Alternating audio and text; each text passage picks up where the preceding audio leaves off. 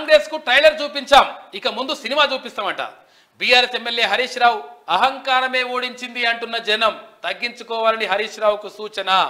చూసినావా, ట్రైలర్ చూపించినట్టు ఇంకా చూపిస్తున్నట్టు. ట్రైలర్ లేదు, నీ పని మన లేదు, నీ కథ లేదు, నీకే ఇంకా ట్రైలర్ అయింది, అసలు కథ ముందున్నదని చెప్తున్నాను. ఎందుకంటే నువ్వు భారీ నీటిపారుదల శాఖ మంత్రిగా ఉన్నప్పుడు ఏం చేసినావు, ఆర్థిక శాఖ మంత్రిగా ఉన్నప్పుడు ఏం చేసినావు, మొన్నటికి మొన్న ఇక్కడ నరసాపూర్ దగ్గర 550 ఎకరాలు దాన్ని తీసుకొని కథం చేసి పడేసి ఇక్కడ ఎన్నికలు జరుగుతుంటే అక్కడ మింగి పడేస్తుంది.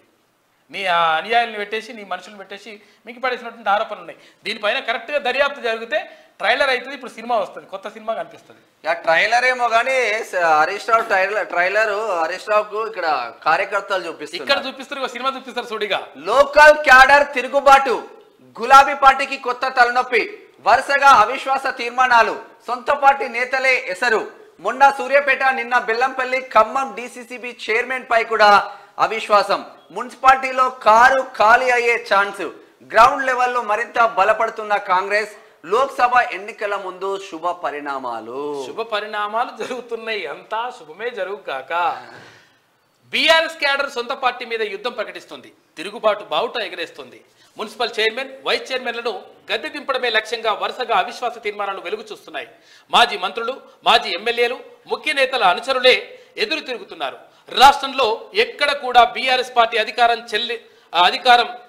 చెల్లించకూడదు, అధికారం కొనసాగకూడదు. ఆ పార్టీ నేతలు కీలక పదవుల్లో కొనసాగడానికి అర్హులుగా లేనట్టుగా వ్యవహరిస్తున్నారు. అయితే ఇన్నాళ్ళు మీ దౌర్జన్యాలను మౌనంగా భరించాం. తెలంగాణ ప్రజలే మిమ్మల్ని తరిమి కొట్టినప్పుడు తామెందుకు ఇంకా మిమ్మల్ని భరించాలన్నట్టుగా అవిశ్వాసానికి తెరలేపుతున్నారు. ఒకవేళ అవిశ్వాస తీర్మానం విడిగిపోతే మూకుమ్మడిగా గులాబీ పార్టీకి రాజీనామాలు చేసి కాంగ్రెస్ పార్టీలో చేరుతామని బాహాటంగానే ప్రకటిస్తున్నారు. సొంత పార్టీ నేతలే ఎసరు పెడుతుండడంతో బీఆర్ఎస్ హైకమాండ్ కు పెద్ద తలనొప్పిగా మారింది. సరిగ్గా లోక్సభ ఎన్నికలకు ముందు చోటు చేసుకున్నటువంటి పరిణామాలు గ్రౌండ్ లెవెల్లో గులాబీ పార్టీకి మొత్తం డ్యామేజ్ చేసేస్తున్నాయి. లోక్సభ స్థానాలుగా బీఆర్ఎస్ లేనట్టే లెక్క. ఏమున్నా కానీ అంత కాంగ్రెస్ బీజేపీ మధ్యలోనే అంతే ఉంటుంది లెక్క, బరాబరిగా.